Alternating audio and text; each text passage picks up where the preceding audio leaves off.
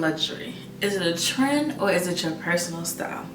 So quiet luxury is a buzz phrase that we've been hearing a lot lately, so much so that reputable journalists or media outlets have been discussing it, such as The Times, The Washington Post, and The Insider. So what really is quiet luxury, and is it a trend or is it your personal style? So quiet luxury is a style expression that prioritizes quality and timeless items that are elegant. The person whose style is quiet luxury likes to wear luxurious items but prefers to be subdued or understated in their style of dress. So in order for something to be true quiet luxury, it has to be an actual luxury item, but you just don't necessarily know, or something that the average person wouldn't know what brand that is. There are some brands that are identifiable because of the logos. If you see G's interlocked, you know that that's Gucci. So there are certain brands that are recognizable. The LV monogram, that's recognizable. But there are some luxury brands or some luxury items that have little to no logos, and so you wouldn't know that it's a luxury item. That's quiet luxury. So it's a very minimalist way of dressing. And one of the phrases I've hear people throw around is "if you know, you know." But I would say not only is it "if you know, you know," but because you can know it, but you won't necessarily always be able to afford it because again, it's luxury. So quiet luxury is your style it's your style if you would describe your style as minimal, classic, and elegant. If you like to wear timeless items with little to no logos. If quality of your clothing is a top priority, so you really care about fabric content such as cashmere, silks, wools. If you are someone who embraces a mostly neutral colored wardrobe. If you're attracted to tailoring. And if clothing brands like The Row, Loro Piana, Brunello Cucinelli, Kate, Totem, Max Mara, if these kind of brands appeal to you, Jill Sander, and there's so many others. If these kind of brands appeal to you, like whenever you see their runway shows or you see a campaign for their brand, you're like, ooh, I love that. If I had the money, I would buy that. Or if you do have the money, you buy those kind of brands, then your style, or at least an element of your style, is quiet luxury. Now, I do think that there are brands or items from brands that you wouldn't necessarily know are quiet luxury and could still be considered quiet luxury because you don't know what they are. If an item is not trendy and it doesn't have any recognizable logos or the brand name is very discreet, then in that case it would just be, if you're someone who's into fashion, you may know what the particular item is. But those items could still be considered quiet luxury because it's not known to the masses that it's the luxury item. I do think there are some items that are luxury items that are now considered loud, or that most people see, because if you were someone who enjoys fashion and you follow different influencers, then certain things are now recognizable to you. For example, the Hermes Oran sandals. We know that those are expensive, it's Hermes, but it's not quiet because if you're into the fashion space, then you know about them. Same thing with the Birkins and Kellys. While of course luxurious and the craftsmanship is elegant, those are items that most people know about in the fashion space. Now if you're talking about people in the general public people, I'm sure probably wouldn't even know about it. I love fashion, and so at work I would ask my coworkers, what's your personal style, or have you heard about quiet luxury? And honestly, only one person even knew what I was talking about in regards to quiet luxury. So you have to also take into consideration if you're talking about the masses or just people within the fashion community themselves. So I'm going to show 3 examples of items that are not from necessarily brands that you would think about as being quiet luxury, but these particular items are. So look at this first purse. Now, if you look closely, you can see what brand it's from, but did you think that this bag was from, I'm gonna give you a chance to figure it out. Did you think that bag was from Chloe? Like, Chloe is known as very feminine, kind of bohemian, but this bag is understated, classic, and you can see Chloe a little bit if you kind of stretch your eyes and look to see what it is. What about this dress? Where would you say this dress is from? Well, this dress is from Lafayette 148. It's a luxury brand, which I believe a lot of women who were into the corporate space would wear. This particular dress is over $1,000. So that's quiet luxury. There are things from different brands that could consider to be quiet luxury because they're not popular, or they're not trendy, and they have no logos associated with them. So keep that in mind. So I'm going to talk about some women whose style would be your style twins, or maybe your style icons, if quiet luxury is indeed a style for you. So I've been hearing a lot of people talk about Shiv from Succession, and that's a popular show on HBO. I don't watch the show, but a lot of people talk about her style when discussing quiet luxury. There's actually a YouTuber whose video I watched that analyzes Shiv's style, and then she also talks about the difference between quiet luxury and stealth wealth, the differences, and how this particular character in the show Succession uses her personal style to get where she wants to in life. So that's a good video to watch. I will link it down in the description box below, so go check that out. Another person in regards to quiet luxury that we've been hearing a lot about is Gwyneth Paltrow. You know, when she went to court, she had several different outfits that people were like, oh, what is that? I know she had a coat from, I believe it was from The Row. It was a nice forest green, a maxi coat. And she had other clothing items that people thought were nice in construction and tailored, but did not have any logo. So it was like, ooh, what is that? And I know some of the things I believe were from The Row. I think there was something from Kate, if I'm not mistaken, but some items were from her own particular label, which is G Label by Goop. And while those items are not as expensive as like a Brunello Cucinelli or The Row, they are still pricey items and could be considered luxury to many. Now, the next two women are probably celebrities that people might not think about. And I think that for these women, quiet luxury is an aspect of their personal style, but again, it does not encompass their whole entire personal style. So the first person I would say is Angelina Jolie.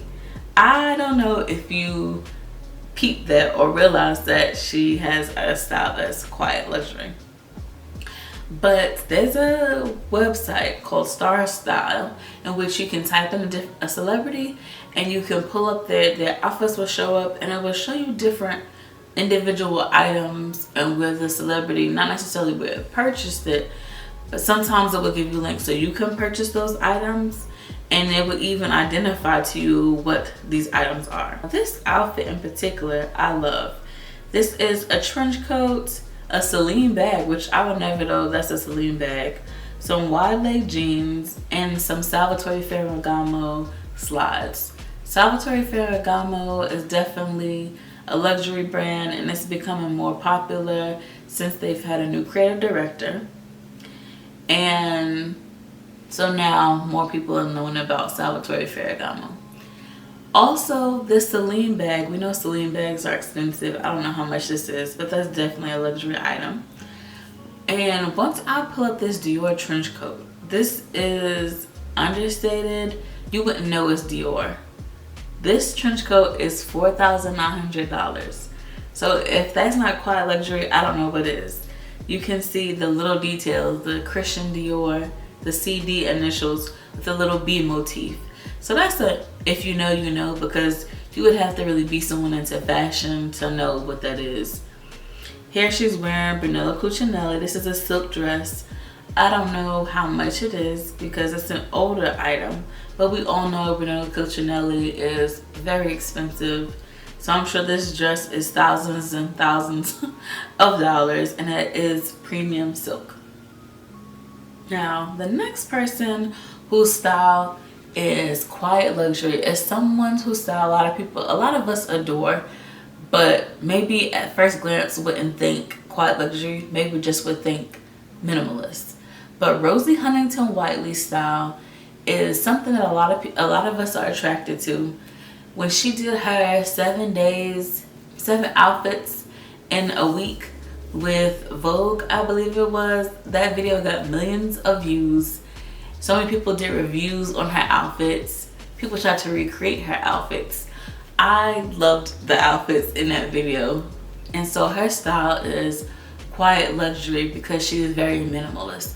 But I would also say that a dimension to quiet luxury for hers look is that she's also very sexy or feminine in a lot of her looks. So this particular look was something I saw on Instagram, and I immediately came to this website to see what these items were. So she has on some glasses that you think, oh, just glasses, a furry sweater, some jeans, and then she has a clutch, you know, yeah. Just your regular everyday outfit. Wrong. This Celine sweater, I couldn't find a price, but it's Celine, so we know there's luxury. This Bottega Veneta teen pouch, unless you really are into Bottega Veneta, you wouldn't necessarily know that it's a Bottega Veneta bag, because it's not the classic leather weaving of the bag that Bottega Veneta clutches became popular for. And this bag, if I'm not mistaken, is over $3,000, because again, like I said, I loved it when I saw it because I love clutches. These sunglasses are from Victoria Beckham. I couldn't find the exact ones, but as you can see, there's $330, $425. So these sunglasses, Victoria Beckham, pretty much is a pricey brand. And then of course, you know, the Bottega Veneta jeans, we know those are gonna be expensive, but there's no way of knowing that they're Bottega Veneta. So this is one outfit that shows that we're talking about quiet luxury. And there are so many other outfits of hers. This particular look, I love this. This look is from Saint Laurent, and the only reason why you know it's Saint Laurent is because you can see the YSL behind her, so you know that she's at a YSL event. But the reality is, if someone was to wear this look, you wouldn't know like what they're wearing. There's no YSL that you can visibly see.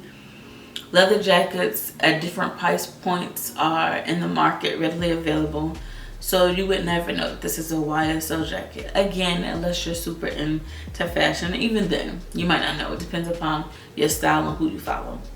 So I'm gonna go to the website and we're gonna look at the price of just the jacket. I know the dress is a mint, and I know the shoes are expensive as well, because they're talking about Saint Laurent. So this particular cropped leather jacket in lambskin is $7,000. Who would know that this is a $7,000 jacket?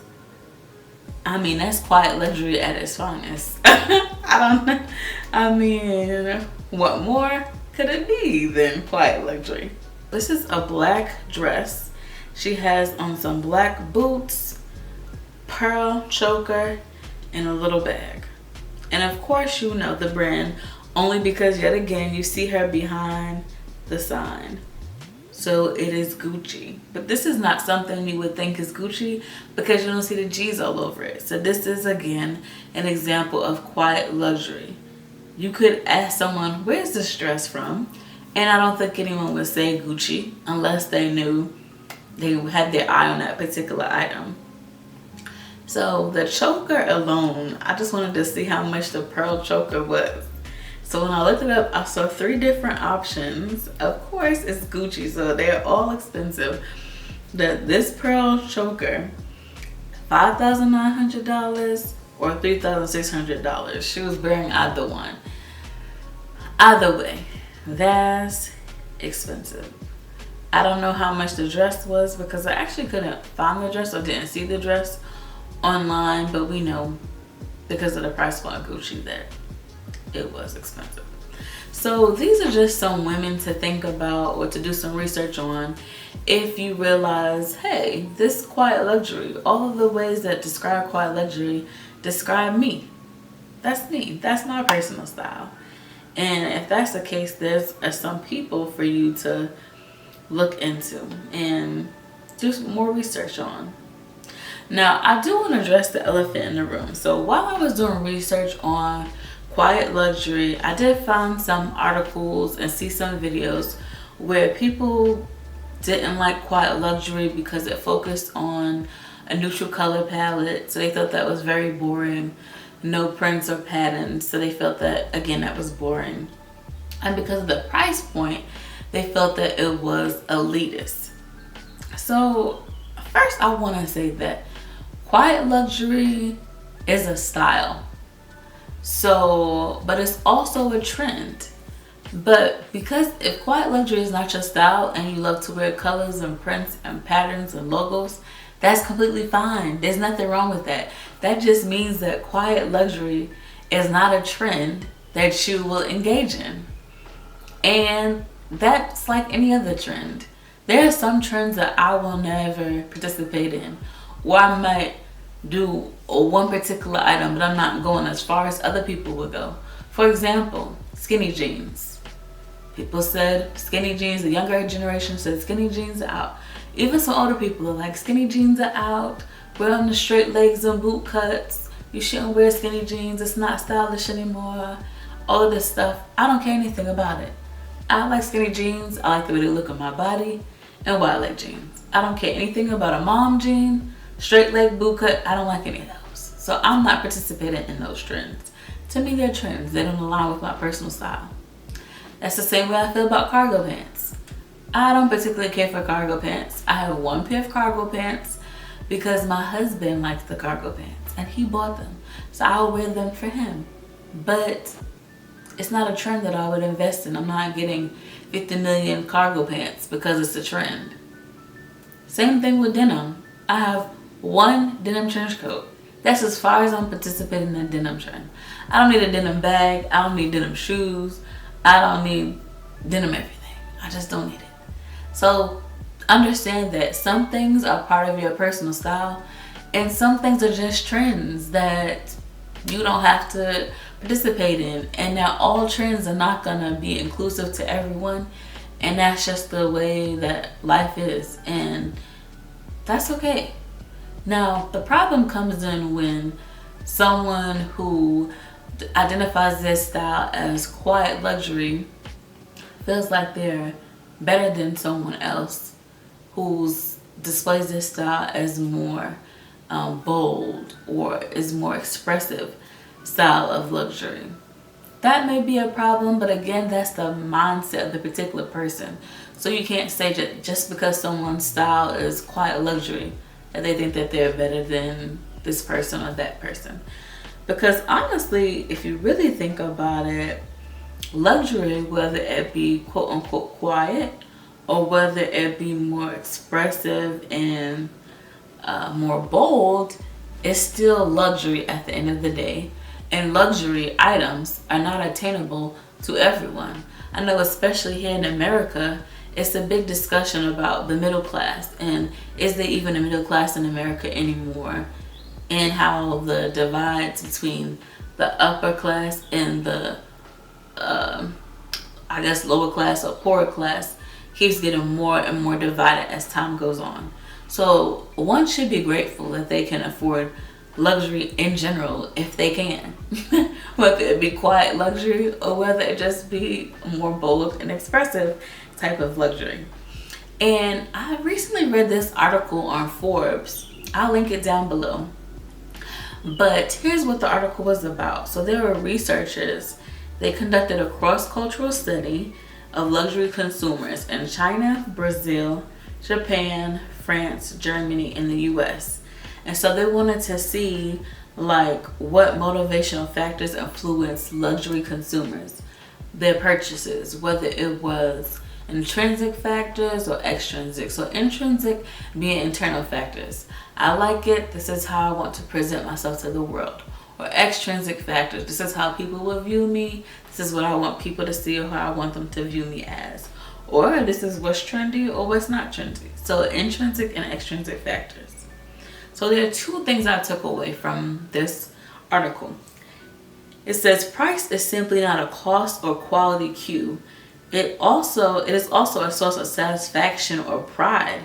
Price is value determined as much by the value of a product or service as by the value obtained by the buyer, and reflecting a personal, financial, and cultural ability to pay a lot for a non-necessity. So the reality is that whether your style is they found, and again, of course, this would not encompass every single person, but they did a style, even a cross-cultural study, and it's a level of pride when you have a luxury item. And if you think about it inherently, many of us engage in this.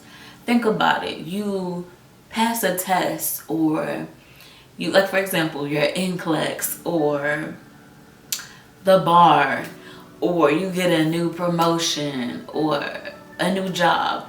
What do? You typically, most people treat themselves to that luxury item that they want now.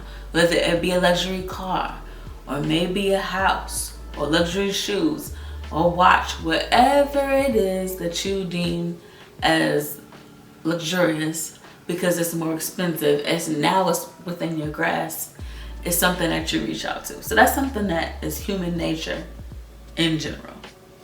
And the second part that I really like, the second thing, is it said purchasing high-priced luxury items satisfies consumers' psychological needs for status and exclusivity. Through their purchases, luxury consumers demonstrate they are members of a prestigious, exclusive tribe. So again, being able to afford luxury in general already excludes you or puts you on a different level, or shows people that you are more prestigious, or that your finances look a certain way.